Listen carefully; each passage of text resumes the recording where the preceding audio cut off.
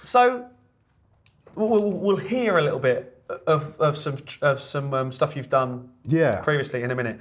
But what we're also going to do is cut into this some real examples of me actually using this in the studio. Yeah, amazing. Thank you. Because I've got one. It sits there. It's used on every single session.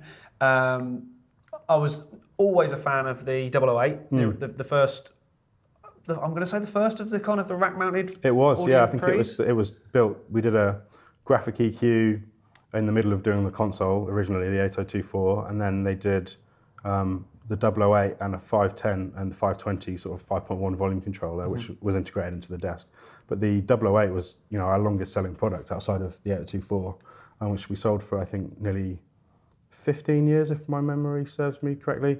And then we've obviously done the 880 and the 800 as its sort of modern, sort of older brothers. And I still use my 008 all the time, but I'm finding now that having the extra options or in the 800 is really nice. Just to be able to go, do you know what, I want a little bit more of this. And just getting it right on the way in. If nothing else, going to France and doing a little course, I may have mentioned that earlier, has taught me that it's so important getting it right on the way in. Yeah.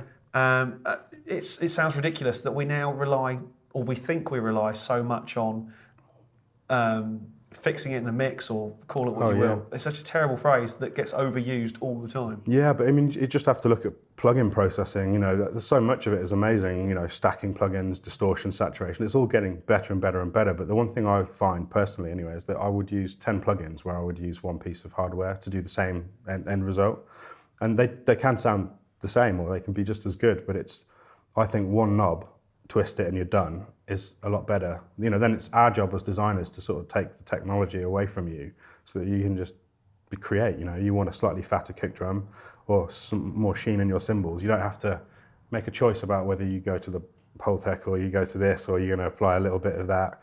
It's just, here's a knob and it sparkles, so turn it on and sparkle. And interestingly, one of the things I wanted to mention is, I don't know if you're familiar with semantic audio. I'm not hugely, but it's something that previous colleagues of mine are really into researching, which is sort of the last hurdle for audio, is understanding, if you say bright, is your bright the same as my bright? If we're in China, where music is inherently, and pitch is inherently higher because the language is, the vocal performance effectively are higher in pitch, I believe, then bright over there would be considered normal. It's trying to map out what's true to you, your own compass, I suppose, of what you hear is correct, but also then as designers trying to find a set of tools that allow you to take, your microphone sound and shape it so that James is happy with his overheads, and what you do won't be what I do, but we'll both be happy with the end result, and that's where the technology has to work. Yeah, and that's the wonderful thing about our industry, is that no two people's ears are the same, no two people's tastes are the same. It's trying to find the impossible happy medium, which a few of those guys out there are doing on a daily basis. Yeah, exactly. How dare they? How dare you? How goddamn, yeah. So tell us a little bit about, let's get all theoretical just for a minute. Ooh. Tell us a little bit about the triangle of tone. It sounds really bad, doesn't it? No, it's a concept that I came up with actually a few years ago. Basically, there's a load of other things written about audio, understanding your audio gear, and a lot of people would say, learn your tools, like a carpenter, you learn your hammer from your chisel. So is it a bright sounding mic, a hard sounding microphone? Is it an open sounding mic pre? Is it slow? And of course that's semantics. What is slow to you and what to me? Punchy is different to different people. Some people think 3 kilohertz, that's punchy, whereas that's more of a slap to me. One man's bright is another man's harsh. Precisely, yeah. So I think it's important for each person, whether you would probably never use it in a session, but you use it before the session as you're training, as you're practicing for that sort of big moment, to understand your tools. And that could be, we can apply the triangle not just to tonal things, but to actually production elements, whether you're layering guitar parts, stacking vocal harmonies. It's a concept of separation. It's trying to make things separate without being too far from each other that you turn things into a mess. And where it actually came from was, I used to do a lot of listening tests with people looking at different mic amps, because for a while, maybe 10 years ago, it was the trend that you had to have, of one mic pre from every different manufacturer going, you know. Guilty as charged. Sorry, yeah.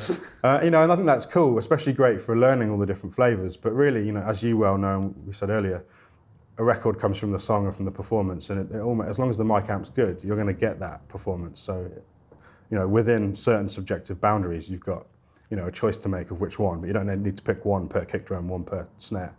But I do think some choice is good. And actually, when I did a lot of blind listening tests, people would pick 3 things generally, you know, and they would maybe separate, if they had a bass guitar, they would pick a certain preamp for the bass track, which would then maybe marry with the kick drum. But then the electric guitars, they'd pick a different pre. So there'd be separation amongst sort of subgroups, but not on everything. Not, you know, the drum kit would have everything the same. And most often, more than not, even if I gave them a choice of 10 or 15 preamps, they would settle in on 3. And quite often I find this sort of triangle appear where you'd have the lead vocal maybe something rich and tubey like an old Telefunken, you know, and then the drums would be Neve and maybe the guitars become an API or something. And this sort of staple food diet of like classic mic amps for most recording studios. I started thinking about the theory of why 3, you know, why does that work? So I came up with the system of triangulating the colors effectively to see why people were picking things. And where it ends up is that you don't necessarily want to have all the sources in your mix or in your tracking or even your arrangement on top of each other. As you well know, you know, you don't all sing unison harmony, you know, you definitely sing various note choices to get a full harmony that separates from the main melody, and the same with chord arrangements. So it's that concept, but just mapped all the way through to like the mic you use, the preamp, the EQ, the band of EQ, the type of compressor, and that's the triangle of tone. It's more the triangle of power, which is what I used to refer to it as. But It's funny because actually, having done some reviews recently for other brands, yes, we do that occasionally. I found, certainly saying about drums, that putting the snare, toms, overheads all through the same type of preamp, or the same brand of preamp, because obviously maybe something like an API or a Neve would all have this, inherently the same sort of designers have character. personalities. Yeah. And the kit sound became way tighter and way more cohesive. Another example of that was I did a review using one brand of plugin, one particular type of plugin, and all of a sudden the whole mix just went, it locked together because there wasn't the variation. I think we talked about this last year. Probably, yeah. But it all kind of, the mix just worked together because you had one common thread. If you're mixing on a console, you're not using 15 different EQs across the console. You're using the console's EQ. Exactly, yeah. I wouldn't say we've made it more complicated because there's lots of great choice out there, but there's so much choice that actually sometimes you get lost in the choice, and really keeping it simple and having that tightening of effect that you talk about is crucial, I think. And that's why people mixed from tape. You know, it wasn't a different tape formulation per track, it was the tape, you know, it was the 2-inch. And then the console was the same channel strip every channel. And it definitely leads itself to being, you know, glued together. And of course, we don't want total glue these days because like modern production is almost like hyper production. It's like hyperrealism in video, isn't it? Where it's beyond life, it's bigger than life. So I think separating so that it's bigger than life is a good thing. And that's why you don't need too much choice, but just enough to be able to do that. And I don't know why, but 3, maybe it's the song, you know, 3's the magic number, right? 3 is the magic number. It always works.